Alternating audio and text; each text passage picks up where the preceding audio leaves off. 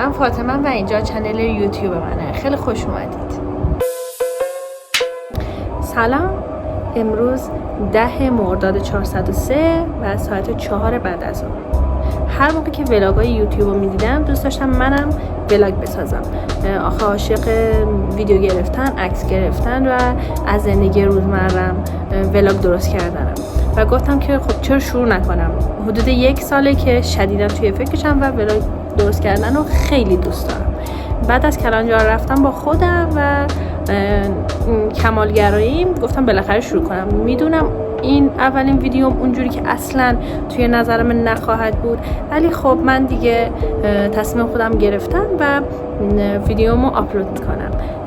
من از خوابگاه وسایلمو جمع کردم اومدم خونه. از اون روز براتون ویدیو گرفتم تا اومدم رفتم سر کار. هر کاری که انجام دادم حدود 1 هفته ولاگو با من میبینید و این بینای کوچولم آشپزی کردم. آشپزی رو دوست دارم اونجوری، ولی خب شیرینی و کیک پختم. حالا براتون میذارم توی ادامه ویدیو میبینید. نمیدونم چرا اصلا دوربین اینجا گذاشتم، پشتم کلا نوره، ولی خب دیگه من فکرم بار 5م 6م که این ویدیو میگیرم، دیگه از اول نمیگیرم. همینو میذاریم توی ویدیو. دوستتون دارم. مرسی که من دنبال میکنید.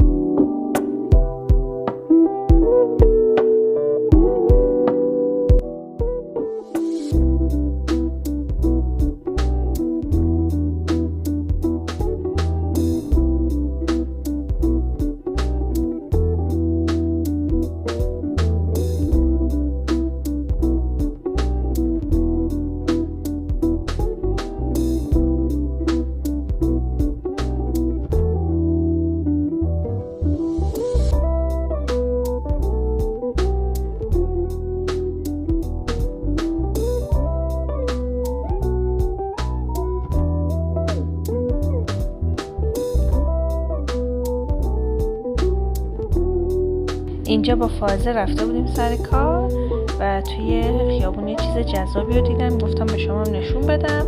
هرچی گاز میداد فائزم بهشون نمیرسیدیم. میخواستم بگم از همینجا من بهتون افتخار میکنم. دو تا دختر سوار موتورسیکلت بودن. بچه‌ها من ادمین رسیدم. اولا اومدم سر کار. البته به خاطر همینا هم برگشتم. مگر نمی‌موندم خوابگاه.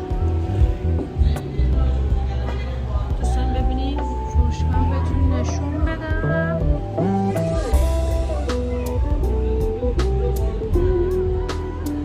بله اومدیم تولید محتوا رو شروع کنیم. تصمیم گرفتم کیک درست کنم و یهو یادم اومد که ماست نداریم. 3 نفرمون رفتیم برای ماست. میخواستم الان کیک درست کنم. آخه بابام خیلی کیک های ارزون رو دوست داره و دیدیم ماست نداریم. کیک منم دستورش ماست داشت. یه دونه ماستی داریم و احتمالاً شبم میخوایم بریم بیرون و نوشابه و دوغ.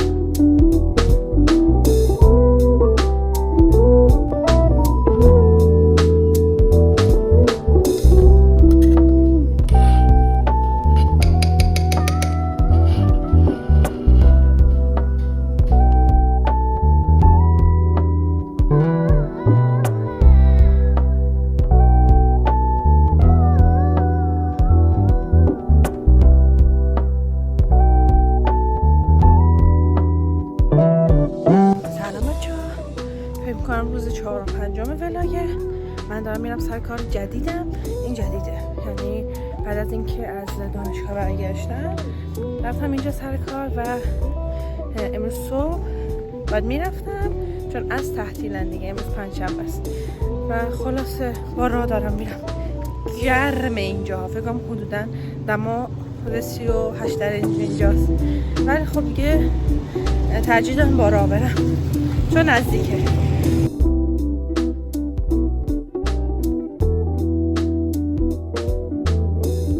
من توی نو میکاپ ترین حالت ممکنم. اینجا هم خیلی گرمه، صورتم قرمز شده چون اتاق من کولر نداره و تابستونه. حالا چرا من اینجا اومدم؟ من مجبورم. آره مجبورم. وسایل دانشگاهمو آوردم بذارم توی کمدم چون دیگه چند روز اومدم و دارم از توی چمدون لباس بردم و این اصلا خوب نیست. گفتم بیام بذارم توی کمد، داشتم یکمشو انجام میدم، یادم اومد برای شما توی ولاگ قرارش بدم. پس با من همراه باشین، قراره کمدامو مرتب کنیم.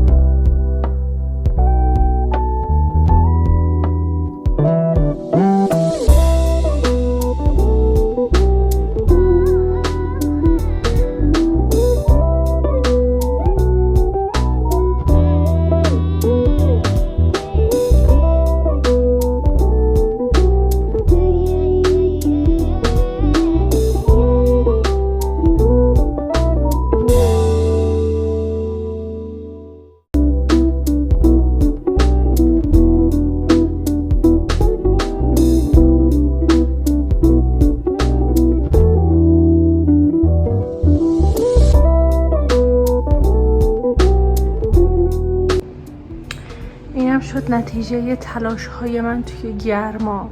پختم ولی ارزشش داشت یا نه؟